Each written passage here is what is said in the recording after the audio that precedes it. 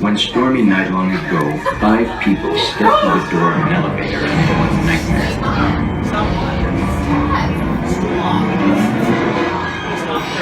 That door is opening once again, and this time, it's opening for you.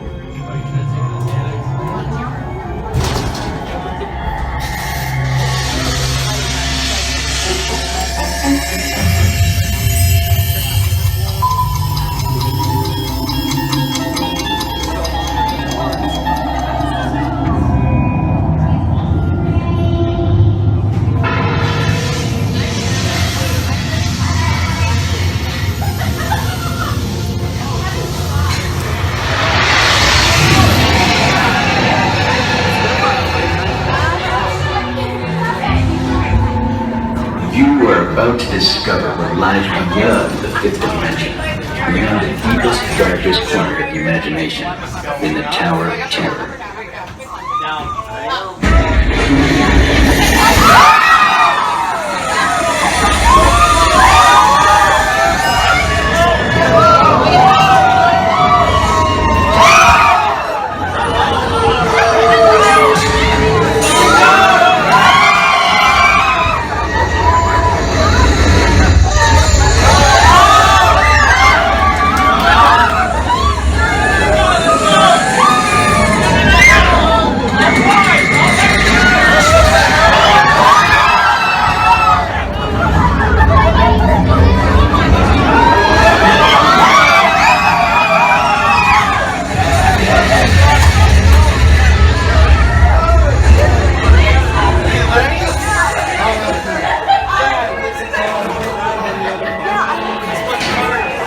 Christian and I just got off the Tower of Terror, his first time riding the ride. What do you think? Good. It was good. What else? I don't know. You said it was a little bit scary, right? Yes. But did you have fun? Yes. Would you do it again? Sometime? No. You don't know? Alright, well that's okay. You had fun, right? Mm-hmm. Alright. And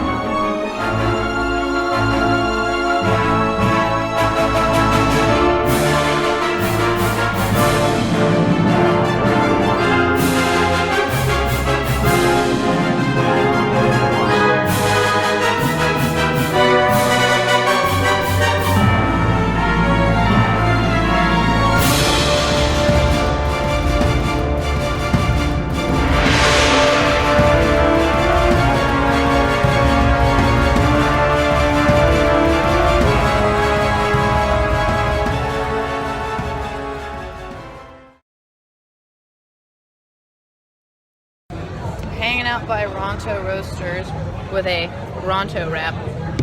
It's got nice smoky sausage and some tangy sauce. Christian approves. Bella approves. I approve. Definitely good. I approve as well.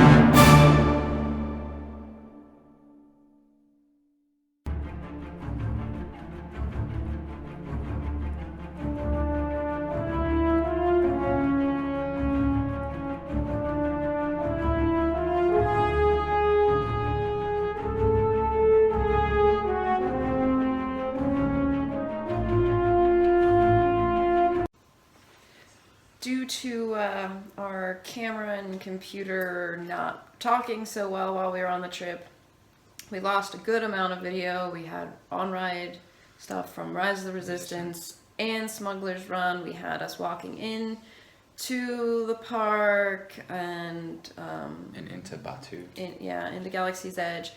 Sadly, we lost that. We hope you enjoyed seeing the pictures that we took throughout the day, the couple of ride videos. We had a really great time at Hollywood Studios. I'm really glad that we used our one day at Disney World to go to Hollywood Studios to check out Galaxy's Edge. Christian really liked all the Star Wars-ness. The only thing I wish is there's more for little kids to do. Yeah, and I think that's just true of Hollywood Studios in general. They've got a few rides that they can do in Toy Story Land, but... and now that Mickey and Minnie's open, but that was a month after we were there, so... Yeah. And even before that, it was the Great Movie Ride. So yeah, it's definitely geared towards more older kids. But I think as the kids grow up, it'll be a lot more fun. Yeah, and Christian enjoyed his first time going on Tower of Terror. He told us today he would do it again. He said earlier that he didn't know, but he said he would do it again. He enjoyed it. But we had a good day at Hollywood Studios.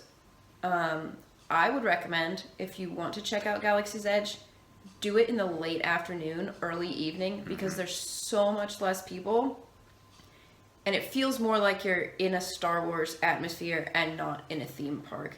When we first went in, it was like just before noon. It was, and it was crowded. There was people everywhere. Some of the pictures you can see there was so many people. And then as the day went on, we went back in, around dinner time, and there was a lot less people.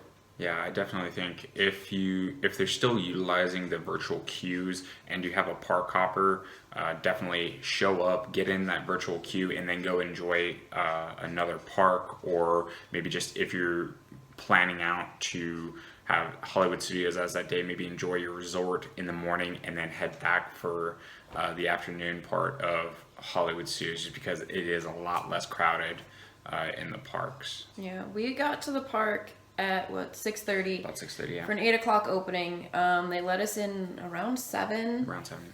To go get in line for whichever land you wanted to go in. We knew that Galaxy's Edge would be super crowded in the morning, so we went straight to Toy Story Land, which was a really good idea. It was. Because while there was a bunch of people in front of us to get into the land, we were actually we were next to the DVC. The DVC, if you're yeah.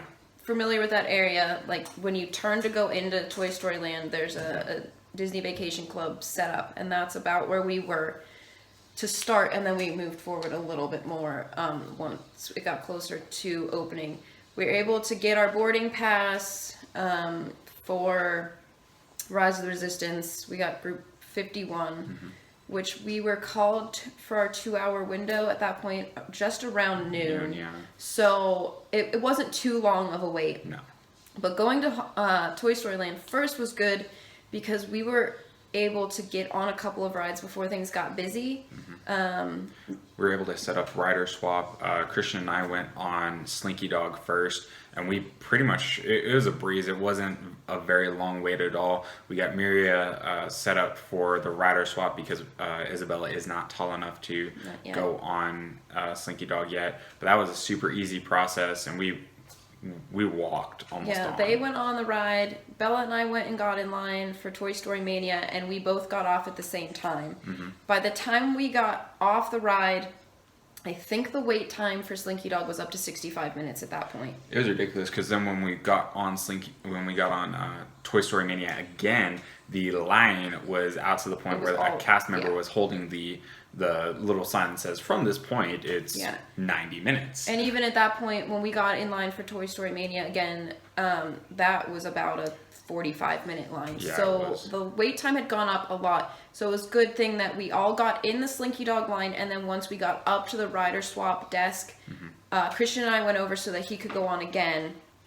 And then once we were done with Toy Story Mania the first time, Christian and I went through the Fast Pass line for Slinky Dog, and we're on the ride in less than 5 minutes. Yeah. So it worked out well, because like I said, it was at least a 65-minute wait at that point. Yeah. One thing I just remembered, and this actually is from your knowledge. So Christian and I, we monitored Smuggler's Run, the wait time, pretty meticulous, and we ended up getting on it, Christian and I, towards the evening time, but we were able to walk through the entire queue for Smuggler's Run. Now, Miriya, there is a single rider line. It is. And now there's Fast Pass for it too. So. And there's Fast Pass, but the thing with the single rider is a lot of the stuff that we saw the back side of the Millennium Falcon, the and top, Hondo. and Hondo, and a lot of the stuff that you see in the main line or even the Fast Pass line, you don't see that. You said what? You got in line. I said, okay, I'll see you guys when I get off the ride. I walked around a corner down a hallway, and they handed me my position. So I was on that ride in like 5 minutes as well, using the single rider line.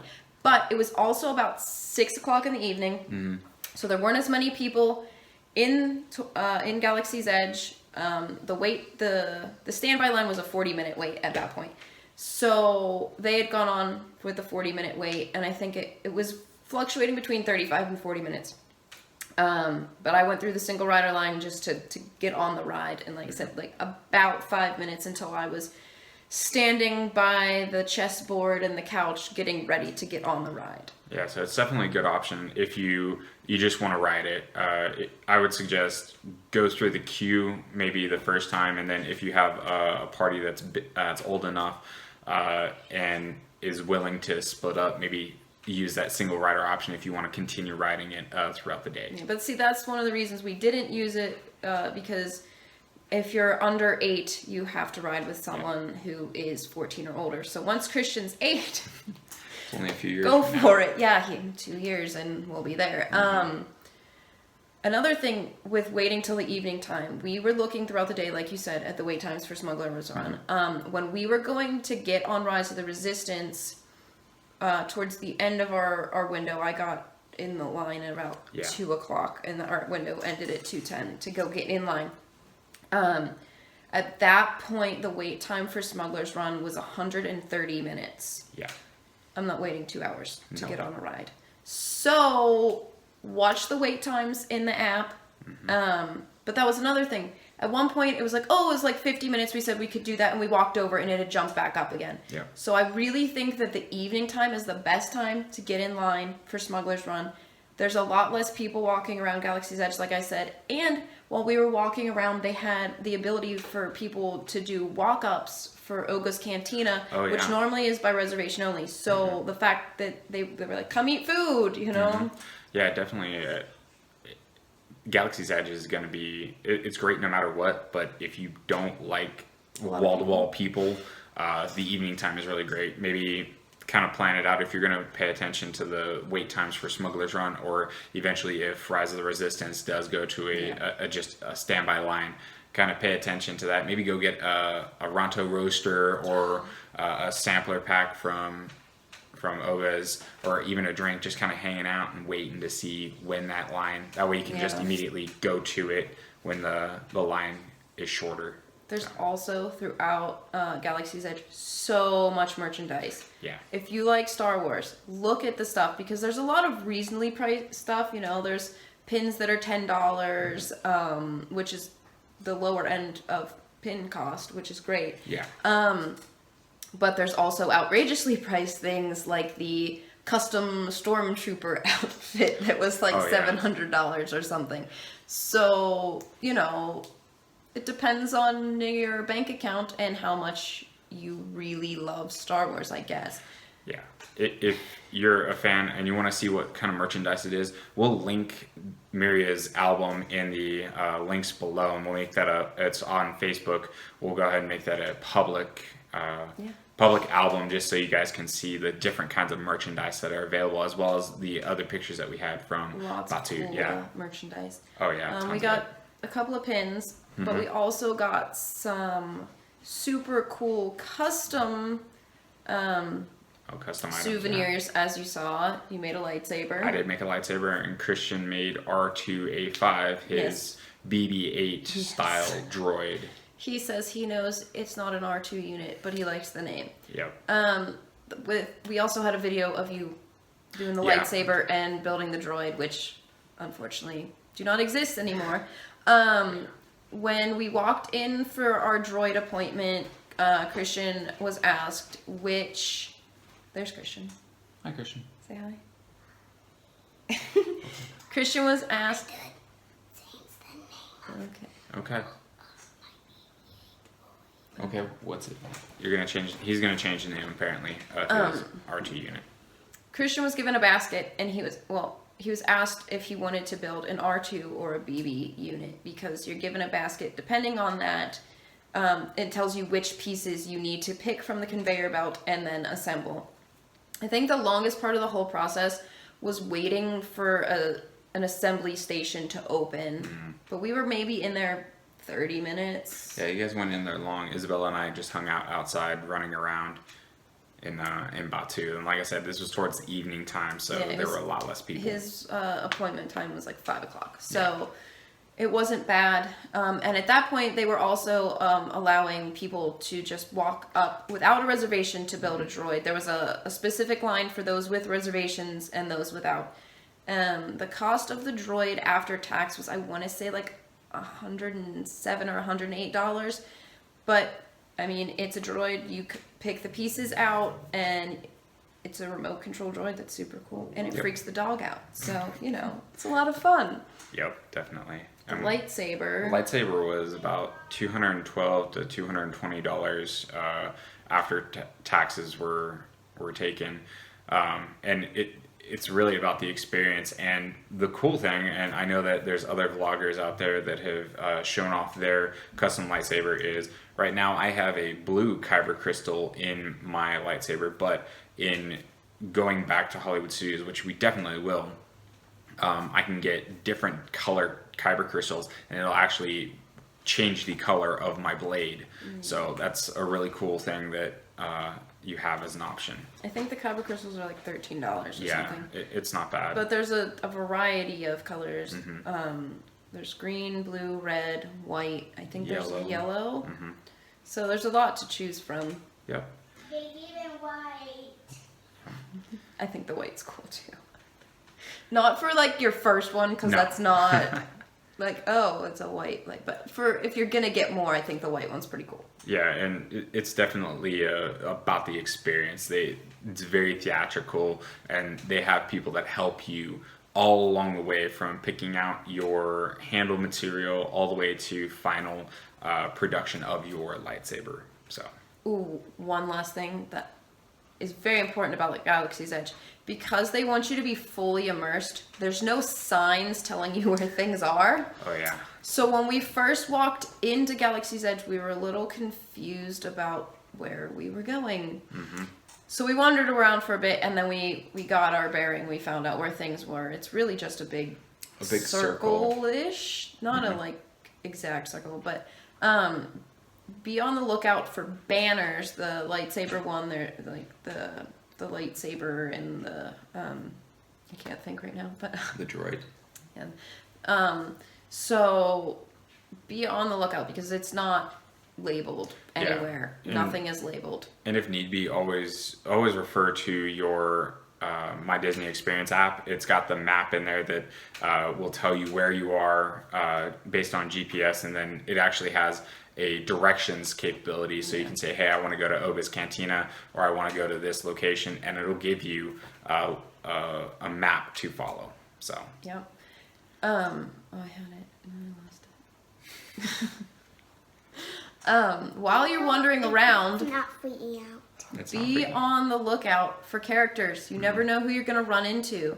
We saw Kylo Ren multiple times, which was When- super cool. when me and Dad were being to build his lightsaber, I covered Darth Vader on myself. Oh, because we did see Kylo Ren when we were getting ready to go in, and Christian was wearing his "It wasn't me" Yeah. shirt with Lego Darth Vader. And I didn't want him to. I went to see him. No, We saw Kylo Ren. I saw Chewbacca near the Millennium Falcon, and Bella and I took a selfie with Rey, which was pretty cool. We were the last ones to get a picture with Rey. She was talking to a family with 3 little girls that were absolutely adorable and dressed up as the little green men from Toy Story. She spent a good 5 minutes talking to them and, just learning the little girls' names, and it was super cute. So we were lucky we got a picture with Rey while you guys were in line for Smuggler's Run. yeah, Overall, it was a really good experience. yeah, it definitely was. Our next video will be Embarkation Day for our Disney Wonder Out of vacation New out of New Orleans. So that's the gonna inaugural Yep. sailing for The Disney inaugural. Cruise Line out of New Orleans. Yes. So again, a lot of our videos are gone from that, but we're still going to post the photos that we have from Embarkation Day, as well as and probably an outro like this, just kind of recapping what we experienced. And I do have some stuff from my phone, so Yep. So we'll be posting that next week. So see you then. yeah.